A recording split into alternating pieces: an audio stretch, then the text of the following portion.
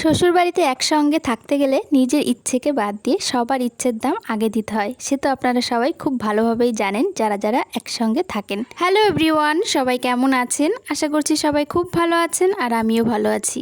Dream life বিউটির আরও একটি নতুন ব্লগে আপনাদের সবাইকে জানাই স্বাগত। সকালবেলা ঘুম থেকে ওঠার পরেই একটা চিন্তা মাথায় সবসময় ঘোরাফেরা করে যে আজকে কি রান্না বান্না করব। প্রথমত সকালে কি রান্না করব, তারপর দুপুরে কি রান্না হবে, আর তারপর রাতের তো ছেড়েই দিলাম। তো যাই হোক, এদিকে দেখুন আজকে সকালে বানাবো রুটি, তার সঙ্গে তরকারি। এখানে 3 বাটি মতো আটা নিয়েছি। এই 3 বাটি আটা দিয়ে কিন্তু 17 থেকে 18টা রুটি বানানো যাবে। আর আজকে আমাদের ওরকমই রুটি লাগবে। তো যাই হোক, এদিকে 3 বাটি আটা নিয়ে সবার আগে আটাটা ভালো করে মেখে নিচ্ছি। কারণ আটাটা যদি সবার আগে একটু মেখে রেস্টে রাখা যায় তাহলে আটাটা কিন্তু একদম নরম হয়ে থাকে আর রুটিগুলো বানাতেও ভীষণ ভালো হয়। তো যাই হোক, এদিকে দেখুন আটাটা আমার মাখা হয়ে গেছে। আর আজকে ভাবছি রুটির সঙ্গে বানাবো সয়াবিন দিয়ে আলু দিয়ে তরকারি। কিন্তু সেটা আর হলো কোথায়, এখানে সয়াবিনটা ঢালতে গিয়েই দেখলাম 4 থেকে 5টা মাত্র সয়াবিন পড়ে রয়েছে। আর এইটুকু সয়াবিন দিয়ে নিশ্চয়ই সয়াবিনের তরকারি হবে না। তো তারপর ভাবলাম থাক আলুর তরকারি করে ফেলি। আলুর তরকারি আমার হাজব্যান্ড না একদম খেতে চায় না। গরম গরম হলে ঠিক আছে, ঠান্ডা হয়ে গেলে তো খেতেই চায় না। তবে গরম গরম আর কি করে খাবে, এখন তো আমি আলুর তরকারি বানাবো আর ওরা তো ঘুম থেকে উঠবে সেই 10টায়। তবু কিছু করার নেই, আলুর তরকারিটাই বানাবো। আলুর তরকারি বানাতে আমার বেশ ভালোই লাগে, খুব তাড়াতাড়ি হয়ে যায় আর তেমন কিছু লাগেও না, একটা টমেটো দিলেই হয়ে যায়। তবে রুটির সঙ্গে আলু ভাজা খেতে কিন্তু আমার হাজব্যান্ড, আমার ছেলে সবাই ভীষণ পছন্দ করি। তবে এতটা আলু পরিমাণে ভাজতে হয় যে কি আর বলবো। এখানে যে কটা আলু নিয়েছি এ কটা থেকে তরকারি বানালে কিন্তু আমাদের সবার হয়ে যাবে। কিন্তু যদি আলু ভাজা করতে যাই এই কটা আলু দিয়ে তাহলে কিন্তু একদমই হবে না। তো সেই জন্য আলু তরকারি বানাচ্ছি। আর গতকালকে আলু ভাজা করেছিলাম, আজকে আর আলু ভাজাটা করব না। আমার তো ওদিকে আটা মাখাও হয়ে গেছে আর তরকারিটাও অর্ধেক কেটে কুটে ধুয়ে রেডি করে রেখেছি। এইবার বানাবো চা। যতক্ষণ না চা খাওয়া হচ্ছে ততক্ষণ না সকালটা কেমন মনটা চা চা চা চা করতেই থাকে। আমাদের বাড়িতে সবাই লিকার চাই খায়, তবে এই যে একবার চা বানাচ্ছি আর চা বানাতে গিয়ে দেখুন এক্ষুনি সমস্ত চাটা একদম ঢেলে যাচ্ছিল। ওই সাঁড়াশি দিয়ে ধরতে না আমার একটু অসুবিধাই হয় আর ভয় ভয়ও করে। গরম চা যদি হাতের মধ্যে পড়ে যায় তবে কি বলুন তো, ওই যে হাতটা একদম পুড়ে যাবে। তবে কিছু করার নেই, এই বাটিতেই চা বানাতে হবে, এটা আমার শাশুড়িমা কিন্তু একদম বলে দিয়েছে। অন্য বাটিতে যদি চা বানাই তাহলে কিন্তু সেই চা উনি খাবেন না। আসলে ব্যাপারটা কি বলুন তো, চায়ের বাটি আর চায়ের কাপ সমস্ত কিছু আমাদের একদম আলাদা। আর চায়ের যে বাসনগুলো হয় সেই বাসনগুলো মাজার জন্য যে সাবান স্কচব্রাইট থাকে সেগুলো একদম আলাদা। ওইগুলো দিয়ে শুধুমাত্র চায়ের বাসনগুলোই ধোয়া হয়, অন্য কিছু আর মাজা ঘষা হয় না। আর বাড়িতে তো আমরা সবসময় মাছ মাংস ডিম এটা ওটা খেতেই থাকি। আর সেই স্কচব্রাইট দিয়ে যদি চায়ের বাসনগুলো ধোয়া হয় না, অনেক সময় দেখা যায় কি ওই চায়ের বাসনের মধ্যেও না ওই মাছ মাংসের গন্ধ বের হয়। তো সেই জন্য চা খেতে কেমন লাগে, আর ওই চা আমাদের বাড়িতে কেউ খাবে না, এমনকি আমারও ভালো লাগে না। তো সেই জন্য চায়ের বাসনের সাবান বলুন আর বাটি বলুন সমস্ত কিছু একদম আলাদা। এদিকে আমার চা খাওয়া হয়ে গেছে আর তারপর আলুর তরকারিটাও বসিয়ে দিয়েছি। আলুটা একটু কষিয়ে নিয়েছি। আলুর তরকারিতে যা যা দেয় আর কি, কালো জিরে ফোড়ন দিয়েছি আর কাঁচা লঙ্কা ফেলে দিয়েছি আর একটা টমেটো দিয়েছি। তারপর আলুগুলো একটু ভালো করে কষিয়ে জল দিয়ে একটা থালা দিয়ে চাপা দিয়ে রেখেছি। ওদিকে আলুটা একটু সেদ্ধ হচ্ছে আর এদিকে আমি রুটিগুলো বানিয়ে নিচ্ছি। আটাটা কিছুক্ষণ ধরে মাখা ছিল, তার জন্য আটাটা সুন্দর নরম হয়ে রয়েছে আর রুটিগুলো বানাতেও না আমার ভীষণ সুবিধা হচ্ছে। আজকে আবার ছোটদার অফিস নেই, তবুও আজকে রুটি বানানো হচ্ছে। বাড়ির সবাই রুটিই খাবে, সকালবেলার দিকে রুটি হলে সবার ভালো হয়। তবে আমার আবার ভাত হলে ভালো হয়, রুটি খেতে আমি খুব একটা পছন্দ করি না। তবে রাতের দিকে রুটি হলে ঠিক আছে।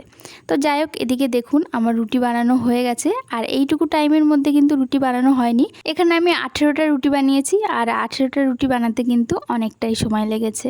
তো যাই হোক, এদিকে রুটি তো আমার বানানো হয়ে গেছে, তরকারিও অনেকক্ষণ আগেই হয়ে গেছে, নামিয়েও রেখেছি। আর এইবার রুটিগুলো হটপটে ভালো করে চাপা দিয়ে রাখবো। এখনও সবার খাওয়ার দেরি আছে, এখনই সবাই খাবে না। তো এবার রান্নাঘরটা একটু পরিষ্কার করে নেব।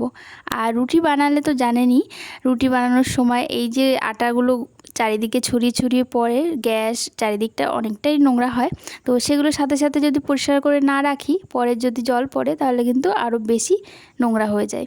তো সেই জন্য সাথে সাথে রান্নাঘরটা ভালো করে পরিষ্কার করে নিচ্ছি। আবার তো একটুখানি বাদেই দুপুরে রান্না শুরু করতে হবে, আর এই নোংরার মধ্যে কিন্তু রান্নাবান্না একদমই করা যায় না। তো এদিকে দেখুন রান্নাঘরটা আমি ভালো করে পরিষ্কার করে নিয়েছি, আর যেটা দিয়ে পরিষ্কার করেছি সেটা ভালো করে ধুয়ে মেলে দিলাম। আর এইবার চলে আসলাম ঘরে। আর ঘরের অবস্থাটা তো দেখতেই পাচ্ছেন, এখানেও সমস্ত কিছু গুছিয়ে নিতে হবে। এখন কিন্তু বাজে ওই 11:30 মতো। তো এর মধ্যে কিন্তু অনেকটা টাইম কেটে গেছে। ছেলের বাবা দুজনেই ঘুম থেকে উঠেছে। তারপর ওরা খাওয়া দাওয়া করে সোনার বাবা চলে গেল কাজে, আর ছেলে 11:30 থেকে পড়া থাকে, ওকে খাইয়ে দিয়েছি, ও পাশের ঘরে পড়তে বসেছে।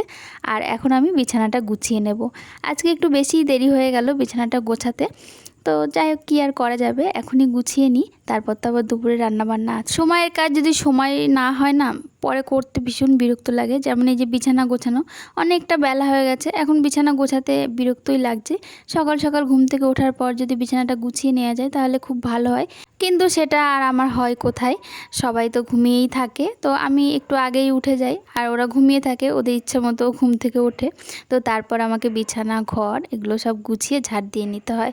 আর আজকেও দেখুন আমার ঘর এখনও পর্যন্ত ঝাড় দেওয়া হয়নি, তবে বাদবাকি ঘর ডাইনিং সমস্ত কিছু হয়ে গেছে, শুধুমাত্র আমার ঘরটাই পড়ে থাকে ঝাড় দেওয়ার জন্য। মাঝে মাঝে আমি ফ্যান বন্ধ করে ঝাড় দিয়ে নিই, তবে আজকে সেটা আর করিনি। ঘুম থেকে উঠে ফ্রেশ হয়ে একেবারে সোজা রান্নাঘরেই চলে গেছিলাম। তো যাই হোক, এদিকে দেখুন ঘরটা গুছিয়ে তারপর ঘরটা ঝাড় দিয়েও নিয়েছি। আর আমার ঘরে যে কত নোংরা বের হয় প্রতিদিন, কি আর বলবো। আমার ছেলে আছে, ও সবসময় এটা ওটা খেতেই থাকে, আর বাড়িতে বাচ্চা থাকলে তো জানেনই ঘর একটু বেশিই নোংরা হয়। তো তারপর চলে আসলাম ছাদে। গতকালকে অনেক জামা কাপড় কাচাকুচি করেছি, সেগুলোই মেলা রয়েছে। আর আমাদের এখানে তো দুদিন ধরে বৃষ্টি হচ্ছে, তার জন্য জামা কাপড় শুকিয়েছিল না। তবে আজকে সকালবেলা একটু মেঘ হয়েছে, কিন্তু প্রচণ্ড হাওয়া দিচ্ছে, আর হাওয়ার জন্য কিন্তু আজকে পর্যন্ত জামা কাপড়গুলো পুরো ভালোভাবে শুকিয়ে গেছে। আর মাঝে মাঝে এতটাই হাওয়া দিচ্ছে যে জামা কাপড় নিচে পড়ে যেতে পারে। সমস্ত জামা কাপড়ে তো আর ক্লিপ লাগানো নেই, কিছু কিছু জামা কাপড়ে আছে, তবে কিছু কিছুতে আর নেই। তো সেই জন্য ভাবলাম শুকিয়ে যখন গেছে তাহলে জামা কাপড়গুলো একেবারে তুলেই নিয়ে যাই, পরে না হয় ভাঁজ করব। আর গতকালকে তার সঙ্গে দুটো জিন্সের প্যান্টও কেচে দিয়েছিলাম, সেগুলো তো শুকায়নি, সেগুলো একটু উল্টো করে মেলে দিলাম। তো যাই হোক, চলুন এবার জামা কাপড়গুলো নিয়ে নিচে যাই, আর তারপর দুপুরে রান্নাটা শুরু করি। আজকে বাড়িতে মাছ নেই, নিরামিষই রান্না হবে। আর আজকে করেছি ডালের মধ্যে দিয়েছি কুমড়ো শাক। আমাদের বাড়িতে না অনেক কুমড়ো শাক হয়েছে, আর কুমড়ো শাকের ডগাগুলো এত মোটা মোটা, দেখলেই মনে হয় কি ডালের মধ্যে দিয়ে খাই বা শাক রান্না করে খাই। তবে আজকে কুমড়ো শাকগুলো দিয়ে ডালই রান্না করেছি। আর তার সঙ্গে করছি আমের চাটনি। আমের চাটনি হলে আমার ছেলের আর কিছু লাগে না, শুধুমাত্র ওই আমের চাটনি দিয়েই ভাত খেয়ে নেয়। আর তার সাথে করছি গাঁঠি কচুর তরকারি। 2-3 দিন ধরে আনা রয়েছে গাঁঠি কচু। যদি বেশি দিন ফ্রিজের মধ্যে রাখি না, তাহলে গাঁঠি কচুগুলো দেখা যাবে পরে রান্না করলে আর সেদ্ধই হবে না। আর সেই জন্য ভাবলাম আজকে যে মাছ নেই, তাহলে গাঁঠি কচুর তরকারিটাই করে ফেলি। এদিকে দেখুন আমার রান্না বান্না হয়ে গেছে, সমস্ত বাসনগুলো গুছিয়ে কলপারে দিয়ে আসলাম। মাসি বাসনগুলো মেজে নেবে, আর এইদিকে আমি রান্নাঘরটা ভালো করে পরিষ্কার করে দিচ্ছি। দেখুন রান্না বান্না তো করাই হয়, আর রান্নার পরে রান্নাঘর পরিষ্কার করাটাও কিন্তু একটা বড় কাজ।